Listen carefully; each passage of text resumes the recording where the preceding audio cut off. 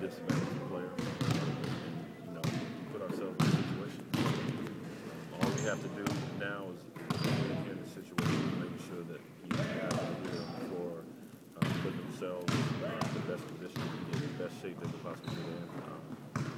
One of the things I've known most of my career is that early in the season you tend to miss shots, you get tired, mentally you make mistakes in the fourth quarter. So whatever we can do to improve our conditioning early is important for all of us. How do you think it's going to be different after you get back to the season as opposed to just coming in on the line with practice?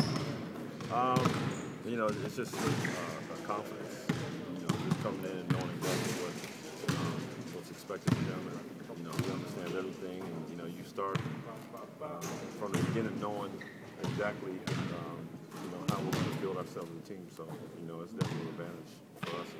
What's just been like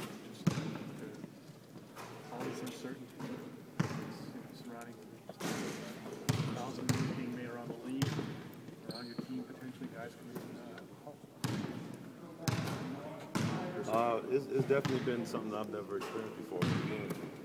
I think, having been around for so many years, the one thing that I know, lesson I've learned, is that you never get too comfortable, and things aren't always going to be the way you expect them to be. I think the smart player, the smart person knows to adjust and adapt.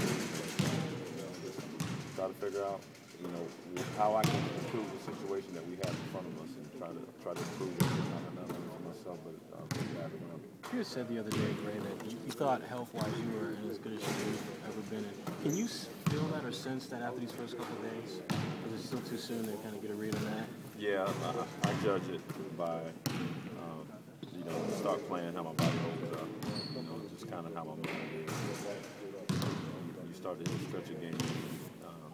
Recovery is where I feel it, where I notice it, where I'm not too bad off. It's easy when things are just kind of just surface. We're just practicing and kind of beating each other up, so it's easy to determine that. But when you start traveling and getting back home and trying to recover the next day, that's kind of when you notice more. How much do you think it helps, Ray, that you got some core guys who've been through a lockout before? You guys know what it's like to have that compressed schedule. It's about the advantage that maybe your veteran guys have with that knowledge. I think more importantly is just having the coaches that are around, understanding that, because you know how not to push you guys, you know what to expect. You remember how guys' bodies felt the last time. Talk to guys about it. Even I think we have one stretch we have, stretch in April, March that we have so many games. We kind of know what it's going to be like in advance. So whatever you can do now to build up that equity early. So going to that, your body's good, and you didn't do anything stupid schedule-wise in games.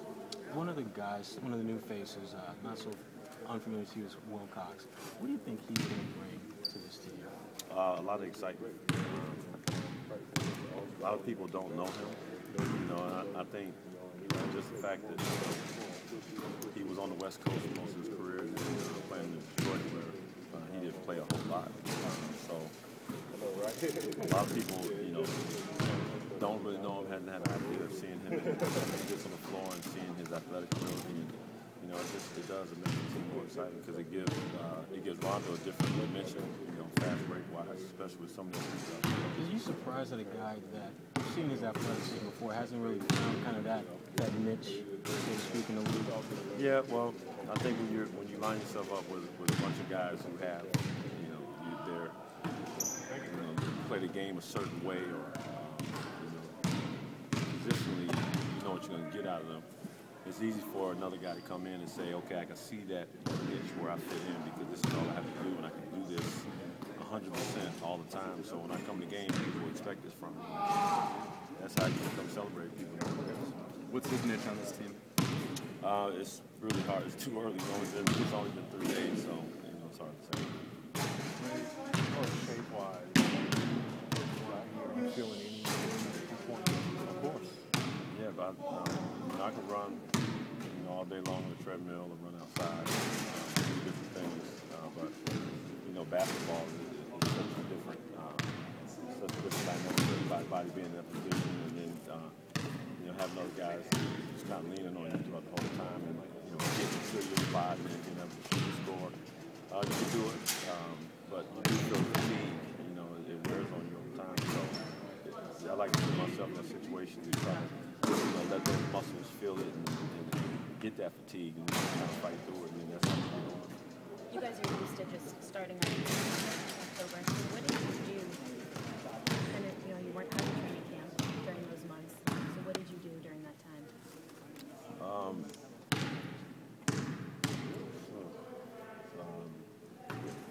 When the time came, I was, I still felt nervous, like it could have broke any moment. So I was getting up every morning, going to the gym, and begging people to let me in their gym and shoot.